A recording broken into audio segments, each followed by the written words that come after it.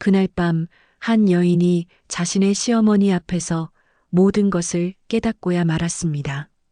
자신이 15년을 찾던 어머니, 복수를 다짐하며 길을 나섰던 그 배신자, 자신을 버리고 더 잘 살겠다고 떠났던 그 여인. 그런데 그 여인이 바로 자신의 시어머니였다는 것을요. 더 충격적인 것은 어머니는 자신의 딸인 줄 알고 있었고 자신을 미워하지 않았으며 오히려 죄책감에 눈물 흘리며 자신을 극진히 챙기고 있었다는 것입니다. 가난 때문에 버린 딸이 며느리가 되어 돌아왔다. 그리고 어머니는 결국 모든 것을 버리고 절에 들어갔다. 이것이 업보일까요? 아니면 용서일까요? 조선시대 전설 지금 시작됩니다. 구독, 좋아요 꼭 눌러주시면 더 따뜻한 이야기로 보답드리겠습니다. 이야기 출발! 경기도 남쪽 깊은 마을이 있었습니다. 옛날 옛적의 이야기가 아니라 조선시대 어느 양반가의 이야기였지요. 그곳에 영삼이라는 농부가 살고 있었습니다. 영삼은 평범한 남자였어요. 아침부터 저녁까지 땅을 일구고 곡식을 심고 성실하게 살아가는 그런 남자였습니다. 팔다리는 거칠었고 돈은 없었지만 그의 눈빛만큼은 맑았습니다. 영삼아, 밥 먹어! 아내 순이가 밥을 담아냈어요. 순이는 아름다웠습니다. 정말이지 그 마을에서는 보기 드문 아름다움을 가지고 있었거든요. 비단옷을 입혀도 빠질 것 같은 고운 얼굴, 우아한 자태.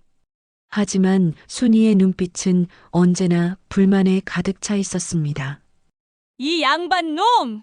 일만 하고 있네! 남편 영삼은 밥을 먹으며 물었습니다. 순이여, 뭐가 그리 불만이오? 순이는 남편의 얼굴을 봤어요. 검게 탄 얼굴, 주름진 이마, 거친 손가락. 그 손이 자신의 얼굴을 만지려 할 때마다 순이는 불편함을 느꼈습니다. 12년을 함께 했는데 이 가난에서 벗어날 수 있을까요? 남편은 순이의 손을 잡았습니다. 순이여, 아내는 이 남편을 믿지 못하오? 순이는 그 손을 밀어냈어요. 믿음이 뭡니까? 이 흙 속에서는 믿음도 먹을 수가 없습니다. 방에서 딸 영미가 나타났습니다. 12살 된 예쁜 딸이었어요. 어머니, 아버지, 밥 먹으세요. 순이는 딸을 힐끔 봤습니다. 딸도 탓했어요. 딸 때문에 더 묶여 있다고 생각했거든요. 만약 딸이 없다면? 만약 혼자였다면? 순이의 눈이 반짝였습니다. 며칠이 지났을 때였습니다. 장터에서 소문이 흘러들어왔어요. 옆마을의 박거상이라는 부자가 아들의 유모를 구한다더라. 품삯이 엄청나다더라. 3년이면 평생 쓸 돈을 벌 수 있다더라. 마을 여인들은 떠들썩했습니다. 어쩌나 그런 기회가 또 있겠니? 한번 가봐야 하지 않나? 하지만 누구도 시작하지 않았어요. 신분도 떨어지고 부끄럽기도 했거든요. 그런데 순이는 달랐습니다. 순이는 그 말을 듣는 순간 눈이 반짝였어요. 3년이면 된다. 3년만 있으면 된다. 그 밤 순이는 뒹굴었습니다. 천장을 바라보면서 중얼거렸지요. 지금 떠나면 3년이면 비단옷도 입을 수 있고 기름진 음식도 먹을 수 있고 누구의 눈치도 안 볼 수 있어. 옆에서 영삼이 자고 있었습니다. 순이는 남편의 얼굴을 봤어요. 정직함만 남은 얼굴.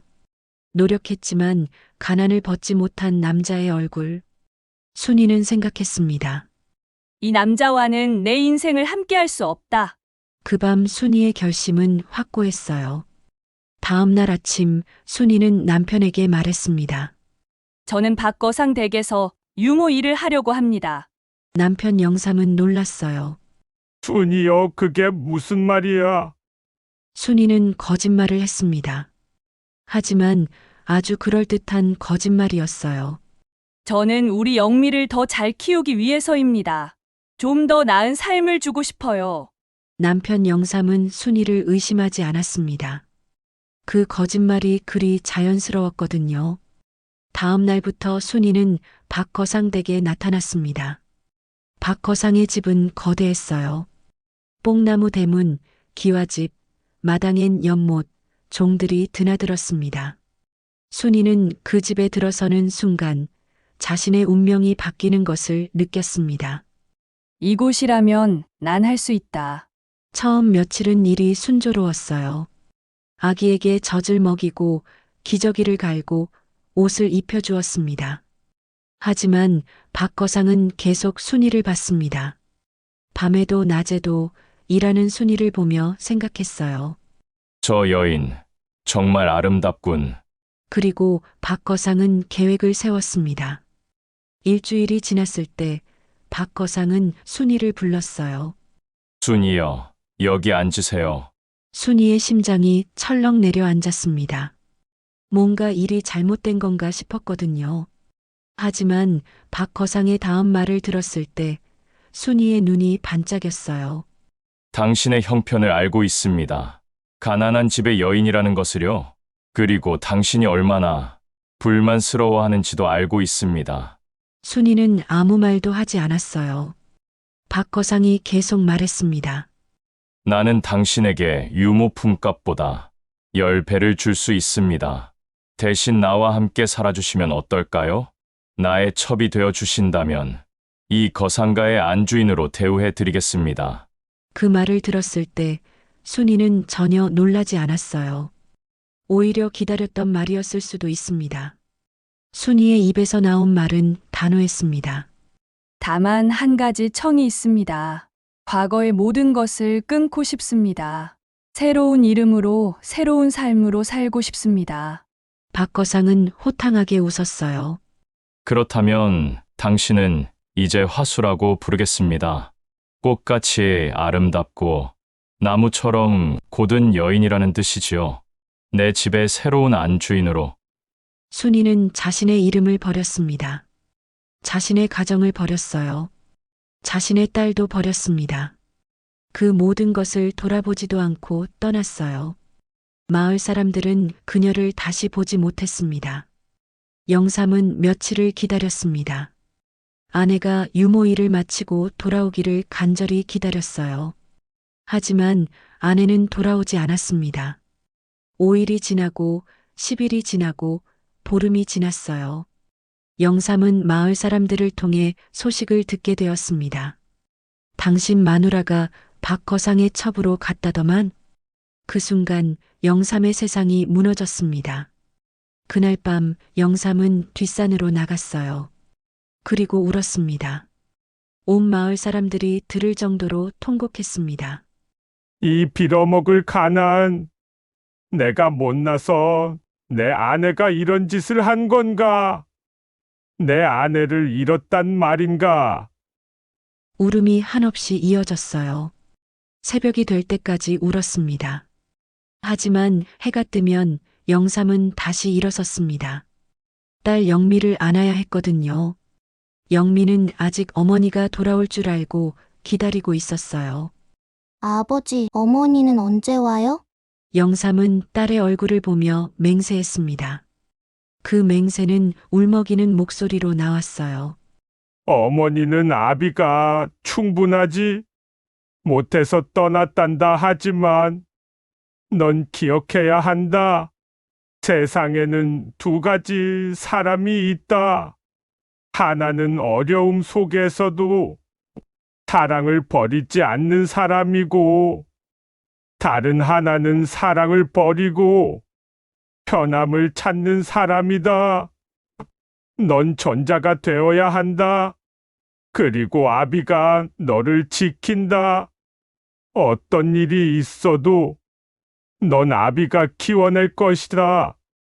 이 아비는 너의 어머니가 저지른 배신을 절대로 널 짊어지게 하지 않을 것이다. 그 말을 하면서 영삼의 눈에서는 눈물이 흘렀어요. 하지만 눈빛은 강했습니다. 그날부터 영삼의 삶이 시작되었습니다. 영삼은 매일 새벽부터 나섰어요. 밭을 갈고 곡식을 심었습니다. 하지만 그것만으로는 모자랐어요. 영삼은 마을 이곳저곳을 돌아다니며 품을 팔았습니다. 이 아이에게 줄 밥이 없는가요? 가련한 아이입니다. 체면이 고장났어요. 자존심도 부서졌습니다. 아버지는 무릎을 꿇고 사람들에게 빌었습니다. 마을 사람들은 그 아버지를 봤어요. 처음엔 저 남자 미쳤나? 라고 웃음을 터뜨렸습니다. 아내한테 버림받더니 이젠 거지 노릇하네? 하지만 보다 보니 달라졌어요. 저 아버지 진짜로 딸을 사랑하는 거네. 어떤 할머니는 영미를 품에 안았습니다. 이 아가 밥 좀 먹어라. 엄마가 못 해주니까 할머니가 줄게. 어떤 아줌마는 옷을 지어줬어요. 너 어머니가 줄 수 없으니까 아줌마가 준다. 어떤 종은 영삼을 도와줬습니다. 마을 사람들은 영미를 키웠습니다. 영삼은 그것만 해도 감사했어요. 세월이 흘렀습니다. 영미는 15살이 되었어요. 예쁜 처녀가 되어 있었습니다. 어머니의 아름다움을 닮았거든요. 하지만 아버지의 정직한 눈빛도 가지고 있었습니다. 영미는 아버지를 봤어요. 등이 굽어져 가고 있었어요. 손에는 굳은 살이 배겨 있었습니다. 얼굴엔 주름이 깊어져 있었지요. 하지만 아버지의 눈은 여전히 따뜻했어요. 영미는 아버지께 말했습니다. 아버지, 저도 일을 가겠습니다. 더 이상 아버지만 고생하실 수 없어요. 아버지는 고개를 저었어요. 영미여, 절대 안 된다. 넌 책을 읽어라. 이 아비가 파는 건 팔과 다리인데, 넌 너의 머리를 팔아야 한다. 그를 알면 이 가난에서 벗어날 수 있단다. 아버지는 남은 돈으로 서당에 보냈습니다. 영미는 글을 배웠어요. 책을 읽으면서도 아버지 손이 떠올랐습니다. 글을 쓸 때마다 아버지 신음소리가 들렸습니다. 아버지가 이 글 한 글자를 위해 흙을 팠구나. 그렇게 해서 영미는 기억했습니다. 공부가 뭔지, 사랑이 뭔지, 희생이 뭔지. 12년이 지났을 때 아버지 영삼은 더 이상 일어나지 못했어요.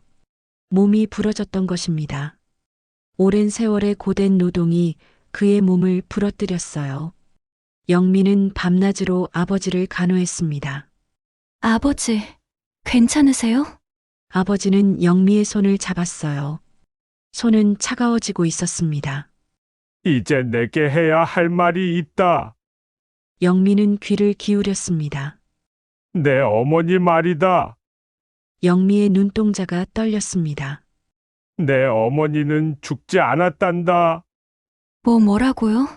아버지의 목소리는 가늘어져 가고 있었어요. 가난이 싫어서 다른 거상의 첩으로 떠났단다. 영미는 그 말을 듣는 순간 가슴이 철렁 내려앉았습니다. 그럼 엄마는 지금 아버지는 힘겹게 말했습니다. 모른다 하지만 넌 가거라. 아버지, 뭐라고요? 그 어머니를 찾아가거라. 아버지의 손에 힘이 빠져갔어요. 아버지! 아버지는 영미의 손을 꼭 잡으며 마지막을 말했습니다. 넌 살아야 한다. 이 아비는 혼자 견뎠지만 넌 혼자 고생할 필요는 없다. 그리고 아버지의 눈이 천천히 감겼습니다. 영미는 아버지를 잃었습니다. 아버지의 장례를 치른 후 영미의 가슴에는 무언가가 타올랐습니다. 복수심이었어요. 어머니를 향한 미움이 깊어졌습니다. 아버지를 괴롭혔던 그 여인, 자신을 버렸던 그 배신자, 12년을 가난 속에서 헤매게 했던 그 어머니. 영미는 길을 나섰습니다. 손에는 작은 보자기를 들었어요. 마음에는 복수의 불꽃을 들었습니다. 어머니, 반드시 찾아가겠습니다. 영미는 화선이라는 이름의 여인을 찾아다녔습니다. 혹시 화선이라는 이름의 여인을 아신가요? 마을 사람들은 모두 모른다고 했어요. 그런 이름 들어본 적 없는데요. 어머니는 이름을 바꿨던 것입니다. 새로운 신분으로 새로운 인생을 시작했던 것이었어요. 영미는 방방곡을 헤맸습니다. 지쳐갔어요. 몸도 지쳤고 마음도 지쳤습니다. 하지만 포기하지 않았어요. 복수심이 영미를 일으켜 세웠거든요. 그렇게 12년을 함께한 아버지를 잃고 12년을 가난 속에서 헤맸던 딸이 이제 어머니를 찾아 길을 나섰습니다. 복수하기 위해서였어요. 영미는 길을 나선 지 한 달이 되었어요. 정처 없이 돌아다니며 어머니를 찾고 있었습니다. 그 밤이었습니다. 깊은 산길을 혼자 헤매고 있는데 해가 저물어가고 있었어요. 달은 구름에 숨어 있었고 사방은 컴컴했습니다. 영미는 쉴 곳을 찾았습니다. 바위 위에 앉아 한숨을 쉬었어요. 그때였습니다. 숲속에서 수상한 기척이 느껴졌어요. 여러 개의 발소리였습니다. 영미는 몸이 굳어졌습니다. 어이, 아가씨! 이렇게 밤중에 혼자 다니면 위험하지 않겠나? 험상궂은 목소리가 들렸어요. 도적들이었습니다. 3명이 나타났지요. 영미는 도망치려 했습니다. 하지만 이미 사방이 막혀 있었어요. 도와줘! 영미의 목소리가 떨렸습니다.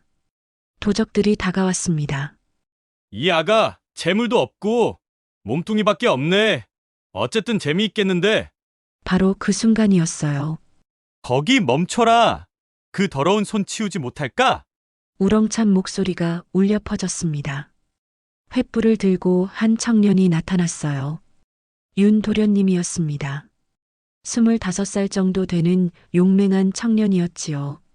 도적들은 그 청년을 보자마자 놀랐어요. 아, 윤도련님. 그들은 곧바로 도망을 쳤습니다. 윤도련님은 그들을 쫓지 않았어요. 대신 영미에게 달려왔습니다. 아가씨, 괜찮으신가요? 영미는 극심한 공포 속에서 구원받은 안도감에 눈물을 흘렸어요. 고맙습니다. 정말 고맙습니다. 윤도련님은 영미의 어깨를 부축해 주었습니다. 이리로 가시지요. 근처에 주막이 있어요. 그렇게 해서 영미와 윤도련님의 만남이 시작되었습니다. 다음 날부터 윤도련님은 자주 영미를 찾아왔어요. 아가씨, 어제는 괜찮으셨나요? 네. 덕분에 안전했습니다. 아가씨는 어디서 가시는 길이십니까? 영미는 조심스럽게 답했습니다. 누군가를 찾아다니고 있습니다. 그 누군가가 정말 중요한 분이신가 봅니다. 영미는 윤도련님의 맑은 눈빛에 끌렸어요. 윤도련님도 마찬가지였습니다. 가난한 여인이지만 맑은 눈빛과 고운 자태를 지닌 영미에게 첫눈에 반하고 말았거든요. 윤도련님은 매일을 찾아왔습니다. 밥도 주고 따뜻한 말도 건넸어요. 아가씨 이름이 뭔가요? 영미입니다. 나는 윤도련님입니다. 이 근처에서 살고 있지요. 영미는 윤도련님의 따뜻함을 느꼈습니다. 복수심으로 가득했던 마음이 조금씩 부드러워져 갔거든요. 어머니를 꼭 찾아야 하나? 그런 생각도 들기 시작했어요. 윤도련님은 영미를 만날 때마다 자신의 진심을 드러냈습니다. 영미여, 나에게 와주겠는가? 그의 목소리는 진심으로 가득 차 있었어요. 평생 너를 아끼고 지켜주겠노라 약속하마. 영미는 복수심 속에서도 윤도련님의 따뜻함을 외면할 수 없었습니다. 하루하루 지나면서 영미는 깨달았어요. 이 사람이 나를 지켜주겠다는 것을. 3개월이 지났을 때 영미는 윤도련님의 청혼을 받아들였습니다. 네. 저는 당신과 함께하고 싶습니다. 윤도련님의 얼굴에는 기쁨이 가득 찼어요. 정말입니까? 감사합니다. 윤도련님은 영미를 자신의 본가로 데려갔습니다. 여기가 내 집이야. 어머니께서 계신 곳이지. 본가는 거대했어요. 박거상이 남긴 유산의 저택이었습니다. 기와지붕, 넓은 마당, 연못, 종들이 드나들었지요. 영미는 주눅이 들었습니다. 이런 큰 집을 본 적이 없었거든요. 윤 도련님은 앞마당에서 영미에게 웃어 보였어요. 안심해요. 어머니는 좋으신 분이야. 윤 도련님이 안채로 들어갔습니다. 잠시 후 한 여인을 모시고 나왔어요. 우아하고 아름다운 여인이었습니다. 비단옷을 곱게 차려입고 있었거든요. 하지만 어딘가 냉랭했어요. 눈빛에 죄책감 같은 것이 어려 있었습니다. 내가 사랑하는 여인이에요. 어머니, 영미는 조심스럽게 절을 했습니다. 처음 뵙겠습니다. 어머님, 저는 윤 도련님과 혼인을 약속한 영미라고 합니다. 그 순간이었습니다. 여인의 얼굴이 하얗게 질렸어요. 마치 귀신을 본 듯한 표정이었습니다. 화수는 영미를 위아래로 훑어봤습니다. 영미? 너는 어디서 온 아이니? 경기도의 한적한 마을입니다. 그리고 너의 아버지는? 제 아버지는 일찍 돌아가셨습니다. 화수가 침을 삼켰어요. 손이 떨리고 있었습니다. 너의 어머니는? 영미의 눈이 떨렸어요. 제 어머니도 일찍 돌아가셨습니다. 그 말은 거짓이었습니다. 하지만 영미는 계속 말했습니다. 아니, 아버지께서 말씀해 주셨습니다. 제 어머니는 돌아가신 게 아니라 가난을 싫어해서 저희를 버리고 떠나셨다고요. 화수의 몸이 흔들렸습니다. 그 어머니의 이름은? 영미가 악물고 대답했어요. 화선입니다. 제 어머니의 이름은 화선입니다.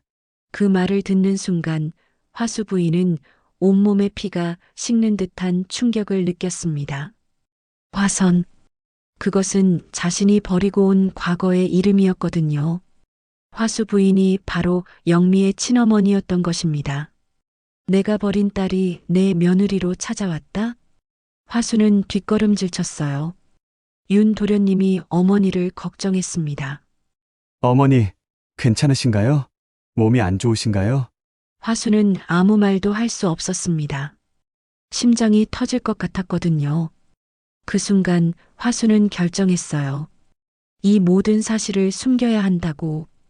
딸을 버렸다는 죄를 고백하는 대신 이미 들켜버린 딸을 이제라도 곁에 두고 싶은 이기적인 마음이 발동했던 것입니다. 아니다. 아니다. 화수는 가까스로 표정을 수습했어요. 영미 아가씨의 사연이 하도 기구하여 마음이 아팠단다. 윤 도련님이 안도했어요. 어머니, 그렇다면 저희 혼인을 허락해 주시겠습니까? 물론이지. 어서 혼인을 올려라. 그리고 영미를 잘 대우해야 한다, 알겠나? 윤 도련님은 어머니의 그 말에 기뻐했어요. 감사합니다, 어머니. 다음 날부터 화수는 영미에게 극진한 정성을 쏟기 시작했습니다. 새 옷을 지어 입혔어요. 영미가 좋아하는 음식을 챙겼습니다. 손가락 하나도 물에 빠뜨리지 않도록 종들을 시켰지요. 영미야, 너는 어쩜 얼굴이 창백하니? 내 어머니가 너를 홀로 키우지 못해 고생한 것 같아. 화수는 가슴 아프다는 표정으로 말했어요. 하지만 그건 연기가 아니었습니다. 정말로 가슴이 아팠거든요. 자신이 저지른 죄를 아는 어머니의 아픔이었어요. 화수는 계속 거짓을 이어갔습니다. 마치 시어머니처럼 행동했지요. 영미도 시어머니의 극진한 사랑을 느꼈어요. 어릴 적부터 어머니의 따뜻한 정을 느껴보지 못했던 영미에게 시어머니의 사랑은 메마른 가슴을 채워주는 담비 같았습니다. 하지만 영미 마음 한 구석에는 여전히 화선을 찾고 싶은 마음이 남아 있었어요. 남몰래 수소문을 하기 시작했습니다. 혹시 화선이라는 이름의 여인을 아세요? 이 근처에서 이름을 바꿨을 수도 있습니다. 어느 날 수소문꾼이 가져온 답장이 있었어요. 영미는 떨리는 손으로 그 종이를 폈습니다. 종이에 적힌 이름은 화수였습니다. 그리고 주소는 자신이 지금 살고 있는 이 집이었던 것입니다. 영미는 그 자리에 굳어버렸어요. 찾던 어머니 화선이 바로 옆에 시어머니 화수로 있었다는 뜻이었거든요. 그 밤 영미는 정신을 잃고 길을 헤맸습니다. 늦은 밤 비틀거리며 집에 돌아왔을 때 화수는 영미를 보자마자 알았습니다. 모든 진실이 드러났음을요. 화수는 영미에게 달려와 울면서 말했어요. 영미야, 어디를 다녀왔니? 이 어머니가 얼마나 걱정을 했는지. 그 순간 영미는 시어머니의 손을 뿌리쳤습니다. 왜 아버지와 저를 버리고 떠나셨어요? 영미의 목소리가 갈라졌어요. 그때는 가난 때문이라고 했는데 지금은 제가 시집 와서 이렇게 친어머니처럼 연기하시면서요? 영미는 온몸을 떨며 소리쳤습니다.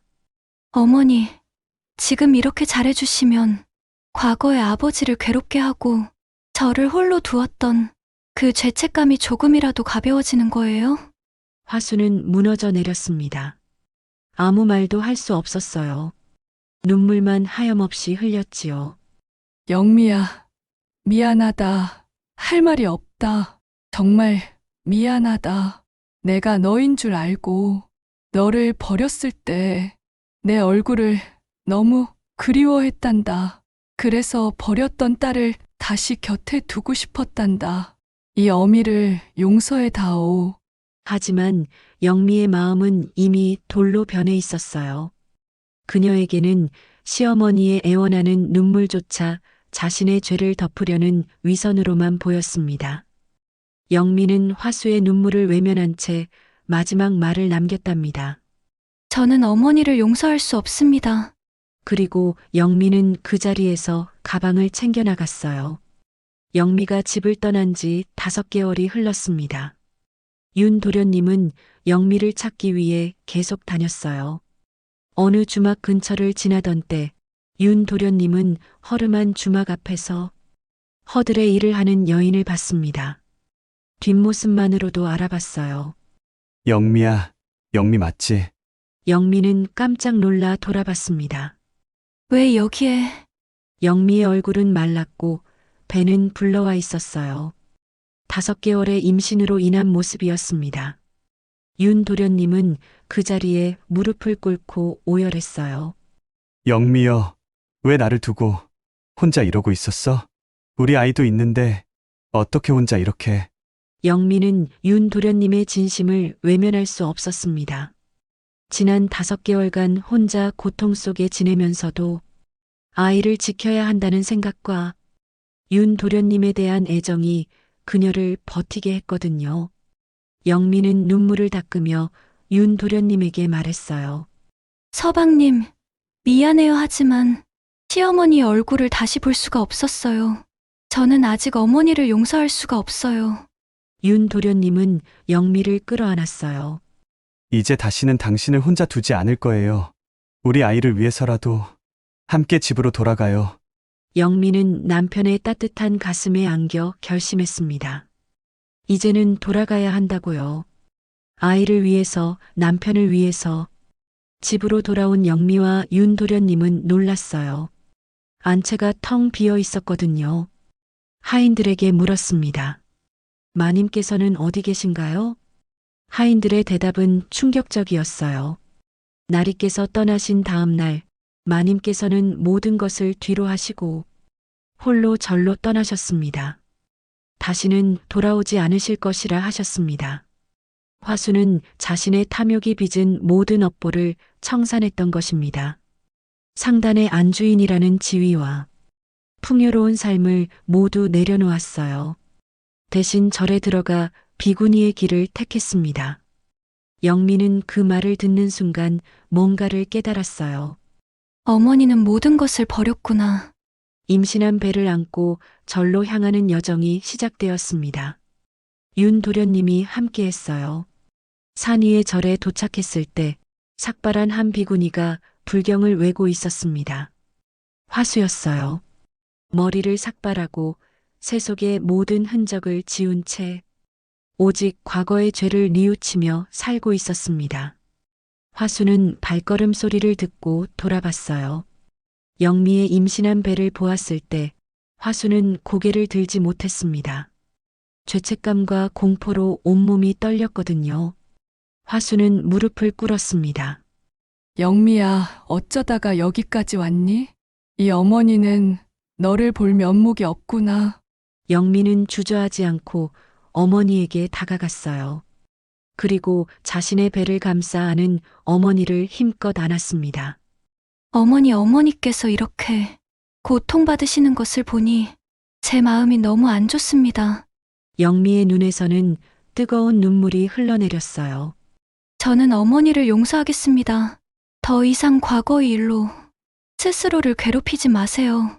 아버지께서 진정 원하셨던 것은 제가 행복해지는 것이었을 거예요. 화수는 소리내어 통곡했습니다. 수십 년간 탐욕과 죄책감으로 뒤틀렸던 마음의 응어리가 드디어 녹아내리는 것 같았거든요. 화수는 영미를 품에 안고 고맙다는 말만 되풀이했답니다. 고맙다. 내 딸 정말 고맙다. 두 모녀는 절에서 긴 시간을 대화했어요. 화수는 영미에게 자신의 모든 잘못을 털어놓고 진심으로 사죄했습니다. 영미는 그 사죄를 온전히 받아들였어요.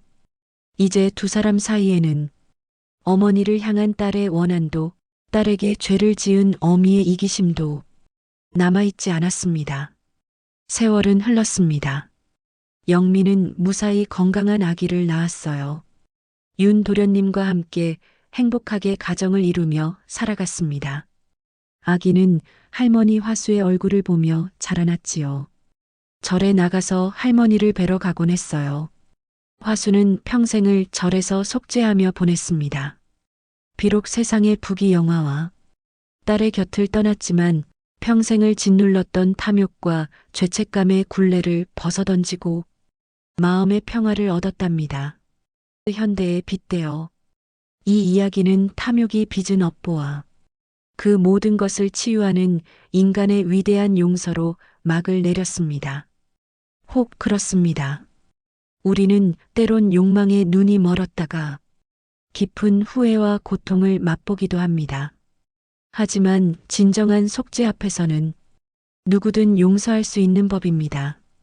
그래서 우리는 살아가는 거고, 그래서 인간은 위대한 거예요. 더 나은 내일을 위해 더 따뜻한 마음으로 누군가를 용서하고 누군가에게 용서받으며 살아가는 것. 그것이 우리 모두의 바람이지 않을까요? 끝까지 함께 해주셔서 감사드립니다. 구독과 좋아요는 저에게 큰 힘이 됩니다. 감사합니다.